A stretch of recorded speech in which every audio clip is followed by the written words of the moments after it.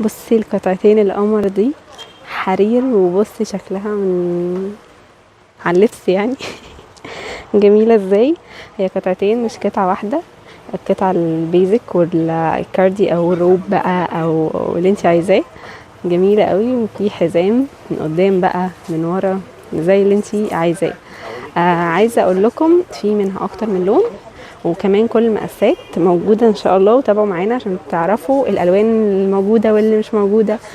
كودها 210. وخلوني اوريكم الالوان من قريب. بصوا اللون ده، وبصوا اللون ده.